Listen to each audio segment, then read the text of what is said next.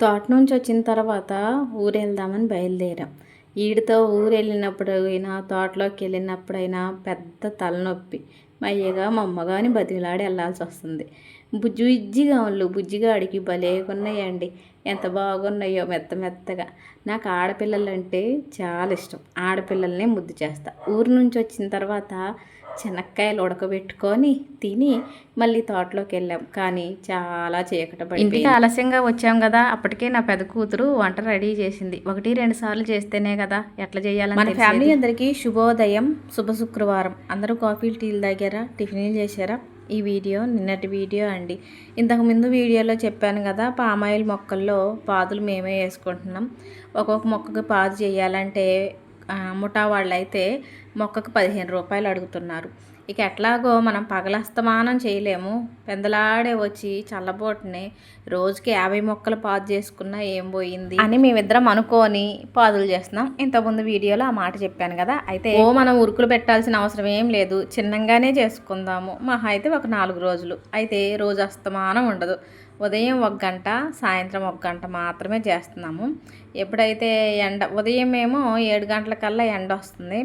అట్లాని 6 గంటలకి వెళ్ళి 7 గంటల వరకు అంటే ఒకే 1 గంట చేస్తున్నాము. ఇద్దరం కలిసి 50 పాదులు చేస్తున్నాం. మళ్ళీ సాయంత్రం కూడా ఇప్పుడు 2 రోజుల ముందు చేస్తున్నాం. రోజుకి గంట చొప్పున 4 గంటలు అయింది. 200 మొక్కలు అయిపోయినాయి. ఇప్పుడు కొంచెం 4 రోజులు కష్టపడ్డామనుకోండి, ఇలా పాదులు చేసేసామంటే పాదులు చేసి చెట్టు దగ్గర ఈ పైపు ఉంది కదా, పైపు దగ్గరికి జరిపి ఆ పైపుకున్న సన్న పైపు ఆ పాదులో వేసామనుకోండి, నీళ్ళు మంచిగా పడతాయి. ఇక ఒక తడి అయిన తర్వాత కొద్దిగా చెట్టుకి ఒక పిరికెడు చొప్పున ముందేసామనుకోండి, ఇక ఇప్పట్లో పెద్ద కష్టమే ఉండదు. అప్పుడప్పుడు ఆ నీళ్ళు చూసుకుంటూ ఉండాలి. ఇక 1 గంట పాదులు చేసేసి ఇంటికి బయలుదేరదాం అనుకున్నాము. కానీ మొన్నటి వరకు వరి పొలాలు ఉన్నాయి కాబట్టి ప్రతి ఒక్కళ్ళు కూడా వాళ్ళకి ఉన్న గేదెల్ని జాగ్రత్తగా చూసుకుంటూ కాసుకుంటూ ఉంటారు. కానీ ఇప్పుడేమో వరికోతలు అయిపోయినాయి కదా, ఎండాకాలం వస్తే ఇక వాటిని కాయరండి, వదిలేస్తారు. ఉదయం వదిలేస్తారు, సాయంత్రం అవి ఎక్కడెక్కడో తిరిగి వచ్చి మళ్ళీ వాళ్ళ ఇంటికి వెళ్ళిపోతాయి. అయితే అలా వదిలినప్పుడు మన తోటలోకి కూడా వచ్చేస్తాయి. మొన్నటి వరకు అయితే ఇక్కడ తీగలు కట్టలేదు. ఇప్పుడు మరి ఆ వదిలేసిన గొడ్లు వస్తే, ఆవులు వస్తే ఈ పామాయిల్ మొక్కల్ని చికాకు చేస్తాయి. తినేదేమీ లేదు, కాకపోతే ఆ కొమ్ములు పెట్టి పామాయిల్ మొక్కలు చికాకు చేస్తాయి. చుట్టూ పెన్సింగే, కానీ మనం నడిచే దారిలో మాత్రం అడ్డు ఏమీ లేదు. ఇక గేదెలైనా ఆవులైనా రాకోకుండా ఆ తీగలు కట్టేసి ఇంటికి వచ్చేసామండి. ఇంటికి రాగానే పెద్ద పాప ఇంట్లోనే ఉంది కదా, సెలవులకు వచ్చింది కదా, టీ పెట్టించింది. పిల్లలు ఉన్నప్పుడు నాకు ఇదొక ఏమంటారు, రెస్ట్ తీసుకుంటారు అన్నమాట. ఇంటికి వచ్చిన తర్వాత రోజునేమో తోటలో పని చేసి వచ్చి ఇంట్లో కూడా మళ్ళీ పని చేసుకోవాలి. కానీ పిల్లలు ఉన్నప్పుడు మాత్రం నేను ఒక పని చేస్తే వాళ్ళు ఒక పని చేయటం, నేను ఒక పని చేస్తే వాళ్ళు ఒక పని చేయటం, ఇట్లా చేస్తాం. టీ మాత్రం రాగానే పెట్టిస్తారండి. మళ్ళీ ఇదొకటి నాకు ఇబ్బంది ఏంటంటే, పిల్లలు ఎవరో లేకపోతే నేను అసలు టీ తాగట్లేదు. ఉదయం ఒక కప్పు కాఫీ తాగితే ఇక మళ్ళీ రేపు ఉదయమే. కానీ పిల్లలు ఉన్నారంటే వాళ్ళు టీకి అలవాటు అయ్యి వాళ్ళు ఇక్కడికి వచ్చినప్పుడల్లా ఇక నన్ను కూడా టీ తాగమని ఇస్తుంటారు. టీ మనకు ముందు ఎవరన్నా తాగుతుంటే మనసు అస్సలు ఒప్పుకోదు కదా, అందుకే మళ్ళీ తాగుతుంటాం. ఎటన్నా ఊరు వెళ్ళాలంటే లియోగాడిని వదిలేసిపోవాలంటే అబ్బా ఎంత బాధ అనిపించిద్దంటే బాధేనండి, కోపమే రాదు. అది వదిలేసి మనం ఇప్పుడు 1 గంట 2 గంటల ప్రయాణాలు ఉన్నాయి అనుకోండి, ఇక ఆ గంటకి 2 గంటలకి వాడిని ఎక్కడికి తీసుకెళ్దాం? అదే కాకుండా మనం ఎవరి ఇంటికి వెళ్ళినా వాడిని తీసుకెళ్ళాలంటే కుదరదు. కానీ వాడేమో గేట్ దగ్గర నుంచి మొత్తుకుంటాడు, నిన్ను తీసుకెళ్ళకుండా వెళ్తున్నారా అని. ఏం చేస్తాం, తప్పదు. కొద్దిసేపు బాధపడి మెదలకుండా వాడే పడుకుంటాడులేండి. ఊరెళ్ళేటప్పుడు ఈ బట్టల షాప్కి వచ్చామండి ఫ్రాక్ తీసుకుందామని. ఇంతకీ ఎక్కడికి వెళ్తున్నామని మీకు చెప్పలేదు కదా. అక్క వాళ్ళ కూతురు మరిది గారికి పాప పుట్టింది. ఆ పాప ఏమో ఇక్కడ కాదండి, మనకు దగ్గరలో పుట్టలేదు. వాళ్ళ అమ్మమ్మ గారు ఊరు కర్నూలు. మనకి హైదరాబాద్ మాకు హైదరాబాదే దూరం. ఇంకా హైదరాబాద్ నుంచి ఇంకా చాలా దూరం అంట. ఇక అందుకనే వాళ్ళు ఇక్కడికి వచ్చిన తర్వాతే చూసొద్దామని వెళ్ళలేదు. ఇక మొన్ననే వచ్చారు, చూద్దామని వెళ్తున్నాం కదా. ఉట్టి చేతులతో వెళ్ళకోకుండా చిన్న గౌన్ తీసుకుందామని వెళ్తున్నా. చిన్న పాపకి చిన్న గౌన్ కాకపోతే పెద్ద గౌన్ తీసుకుంటామా ఏంటి, గౌన్ తీసుకుందామని వెళ్ళాను. ఇక్కడ గౌన్లు అంటే ఫ్రాగులు చాలా చూపించారు. అయితే నాకు ఏమనిపించిందంటే, ఇప్పుడు ఎండాకాలం కదా, మంచి కాటన్ తీసుకుందాం, లోపల కూడా మెత్తగా ఉండాలి, బయట మెత్తగా ఉండాలని కాటన్ చూపించమంటే చూపిస్తున్నారండి. ఇక్కడ నాకు ఒక గౌను బాగా నచ్చింది, అదిగోండి ఇప్పుడు నా చేతిలో ఉంది చూసారా, అది ఎంత బుజ్జిగా ఉందో. కానీ దానికి ఇప్పుడు నేను పట్టుకున్న చేతి దగ్గర మరక వచ్చిందండి. అది అందుకు ఎట్లా వచ్చిందో తెలియదు కానీ మరక ఉంది. అందుకని దాన్ని పక్కన పెట్టేసి అదే టైపులో చూపించమ్మా అని అంటే పాపం అక్కడ చూపించే అమ్మాయి చాలా చూపించింది కానీ ఆ టైపులో ఒక్కటి కూడా దొరకలేదు. ఆ ఒక్క పీసే ఉందన్నారు.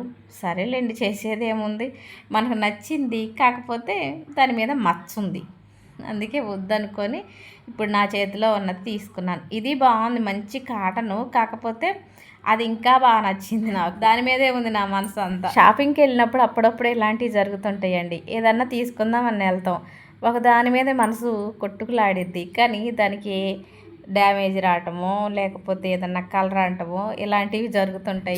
చూస్తూ అలాంటివి ఏం తీసుకుంటామో ఇక అక్కడి నుంచి బయలుదేరామండి. ఈ ఆంజనేయ స్వామి గుడిని మీరు ఎప్పుడన్నా చూసుంటే కామెంట్ చేయండి. వియ్యం మంజర్లో బస్ స్టాండ్ దగ్గర ఉంటారు స్వామివారు.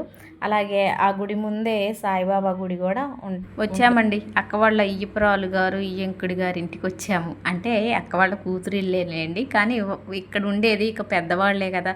ఇప్పటి రోజుల్లో పిల్లలు చదువుకొని జాబులు ఎక్కువ బయటే ఉంటున్నారు. ప్రతి ఇళ్లలో జరిగేది ఇదే.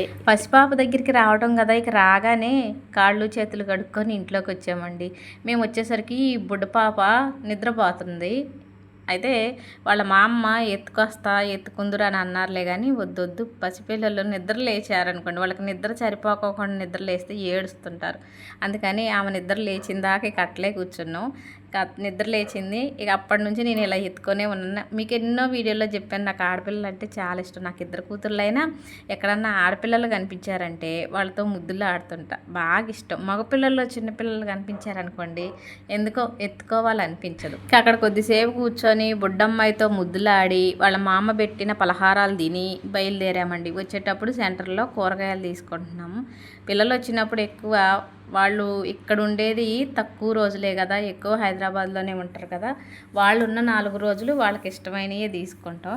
ఏమి ఇష్టమో తీసుకోమంటే మా పెద్ద పాపకి ఎప్పుడు ఎక్కువ బంగాళదుంప, గోరుచిక్కుడుకాయ ఇలాంటివే కావాలంటది. ఇక బంగాళదుంప, గోరుచిక్కుడుకాయ పచ్చిమిర్చి తీసుకొని వచ్చాం. ఆల్రెడీ పొద్దున్నే బంగాళదుంపే, కానీ మళ్ళీ బంగాళదుంపే కావాలి. కూరగాయలు తీసుకొని ఇంటికి వచ్చేసరికి లియోగాడు గేట్ దగ్గర కూర్చొని ఎదురు చూస్తా ఉండు. పాపం వాడు మనసులో అనుకోవాలా, చీటికి మాటికి నన్ను వదిలేసి మీ దారిని మీరు వెళ్ళిపోతున్నారు అనుకుంటుండో ఏమో, వచ్చిందాకా ఆడే కూర్చొని ఉంటాడు. ఊరు వెళ్ళేటప్పుడు అన్నం తిని బయలుదేరి వెళ్ళామండి. వచ్చిన తర్వాత శనక్కాయలు ఉన్నాయి, వాటిని ఉడకబెట్టాను. ఎప్పుడో తెచ్చానండి, అటు ఇటుకి 4 రోజులు అవుతుంది. పచ్చి శనక్కాయలు కదా, ఎండబెట్టకపోతే ఇదిగోండి ఇంతే అవుతాయి. కాయల పైన మచ్చలు కనపడుతున్నాయి అని ఈ కాయల్ని 5-6 సార్లు కడిగానండి. మట్టి అంటే 5-6 సార్లు కడిగితే పోతుంది, కానీ ఆ కాయల పైన వచ్చిన మచ్చలు ఎన్నిసార్లు కడిగితే పోతాయి చెప్పండి. ఇక ఈ శనక్కాయలని ఒక 5 సార్లు కడిగేసి ఒక గిన్నెలో వేసి ఉప్పు వేసి నీళ్ళు పోసి స్టవ్ మీద పెట్టేశాను. ఒక 20 నిమిషాల్లో శనక్కాయలు ఉడికినాయి. నీళ్ళు వడపోసి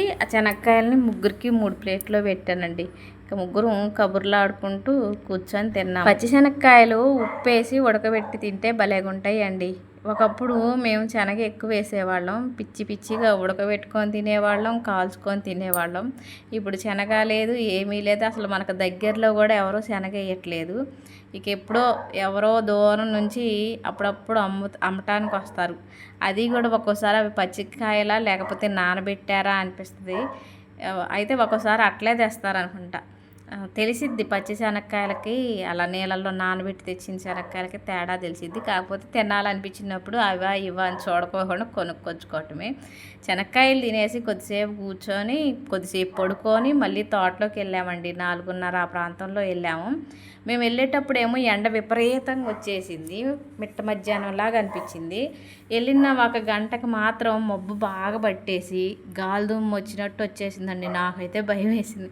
అంటే గాలిదుమ్ము వస్తే భయం కాదు, తోటలో ఉన్నప్పుడు ఇలా మబ్బు పట్టిందంటే భయం. ఈ మధ్యన ఎక్కువ పిడుగులు పడుతున్నాయి కదా, ఎక్కువ అవి ఎక్కడ పడుతున్నాయి, పొలాలలో చెట్ల దగ్గర చెట్ల మీద పడుతున్నాయి. అందుకని నాకు భయం వేసి అమ్మో ముబ్బట్టుకుంటుంది, ఇక పని లేదు ఏం లేదు, తొందర పోదాం పాడండి అని బయలుదేరాను. అయితే అట్లా బయలుదేరినమో లేదో అటు నుంచి ఇటు వచ్చేసరికి ఆ మొబ్బంతా పోయింది, మళ్ళీ మామూలుగా అయిపోయింది. మొబ్బంతా తేలిపోయింది. ఆ పని ఎట్లాగా ఆగిపోయింది. ఈ పని అదినా చేద్దామని ఇది మొదలెట్టామండి. ఇదేంటంటే మొక్కజొన్న వేసినప్పుడు నీళ్ళు పైన ట్యూబుల ద్వారా పెడతారు కాబట్టి ఇక్కడ డమ్మీ అన్నది ఓపెన్ చేసేసి ఆ మొక్కజొన్నకు నీళ్ళు పెట్టుకున్నారు. ఇప్పుడు అది ఇలా ఓపెన్గా ఉండటం వల్ల అన్ని మొక్కలకు నీళ్ళు పోతున్నాయి, కానీ కొన్ని మొక్కలకి నీళ్ళు ఆగిపోతున్నాయి అండి. అందుకని దీన్నంతా ఇట్లా క్లోజ్ చేసేసి ఎప్పుడన్నా అట్లా బయట నీళ్ళు పెట్టుకోవాలన్నా ఇట్లా మొత్తం ఓపెన్ చేయకోకుండా ఇలా సెట్ చేశారండి. కానీ అది మొదలుపెట్టినప్పుడేమో వెలుగ్గా ఉంది, బాగానే కనిపించింది. అది ఆ పని అయ్యేసరికి ఏమో చీకట పడిపోయిందండి. ఇక్కడే ఒక పని అయిపోయింది కానీ చీకట పడింది అనమాట. చాలా టైం అయింది. ఇట్లా చీకట పడింది అన్నప్పుడు మీరు చాలామంది కామెంట్ చేస్తారు, కొంచెం పెద్దలాడి వెళ్ళొచ్చు కదా, చీకట్లో పాములు ఉంటాయి, తేళ్ళు ఉంటాయి అని ఇట్లా ఎన్నో చెప్తారు మా మంచి కోసమే. కానీ ఒక్కోసారి తప్పదు. తోటలోకి వెళ్ళినా వరి పొలాల్లోనైనా ఒక్కోసారి చీకటి బాగానే పడుతుంది. అన్ని రోజులు అట్లా ఉండదు, కానీ ఒక్కోసారి మాత్రం తప్పదు. ఇక బండి ఎక్కిన తర్వాత వచ్చేటప్పుడు ఆకాశంలో చందమామ భలే కనిపించాడు, అందుకే వీడియో తీశాను. మళ్ళీ వీడు చూడండి గుంట నక్కలాగా భలేగా తొంగి తొంగి చూస్తుండు చీకట్లోనే. బండి సౌండ్ వింటే చాలు ఎంత దూరం ఉన్నా ఉరికొస్తాడు. లైట్ వేసిన దాకా వాడు చూశారు కదా ఎట్లా తల కింద కొంచుకొని ఎట్లా కూర్చుండో. మేము ఇంట్లోకి వచ్చేసరికి నా పెద్ద కూతురు వంట చేస్తుంది. రావటం ఆలస్యం అవుతుంది కదా అని ఒక స్టవ్ మీద బియ్యం కడిగి పెట్టింది, ఒక స్టవ్ మీద ఏమో గోరుచిక్కుడుకాయ కూర చేస్తుందండి. నేను చెప్పాను గోరుచిక్కుడుకాయ కూరలోకి ఎల్లిపాయలు కారం దంచేస్తే బాగుంటుందని, కాకపోతే ఎక్కువ ఎల్లిపాయలు వేసింది. అది కార పొడిలాగా కాకుండా పేస్ట్ లాగా అయిపోయిందండి. సర్లేండి, మొదటిసారి ఈ కూర చేసింది కదా, 1-2 సార్లు చూస్తేనే దాంట్లో మెలకువలు తెలుసుకుంటుంది కదా. పిల్లలకు సెలవులకు వస్తే వాళ్ళకి రెస్ట్ ఇవ్వకుండా ఇలా చేపిస్తున్నారా పని అనుకోకండి. నేను ఇంటి దగ్గర ఉంటే వాళ్ళని ఏ పనులు చేపియను. వాళ్ళు చేస్తా అంటేనే వాళ్ళకి ఇష్టమైతే చేస్తారు తప్పితే ఆ పని చేయండి ఈ పని చేయండి అని నేను. వాళ్ళిద్దరూ 10th వరకు కూడా ఇంటి దగ్గర ఉండే చదువుకున్నారు కాబట్టి చాలా పనులు వరకు వచ్చు. అంటే వంటలు అయితే అన్నీ వచ్చు అని చెప్పను, కానీ కొన్ని వచ్చు. అందుకనే నేనేం చెయ్యమన్ను వాళ్ళు చేయకుండా ఉండరు. ఇదండి వీడియో నచ్చితే లైక్.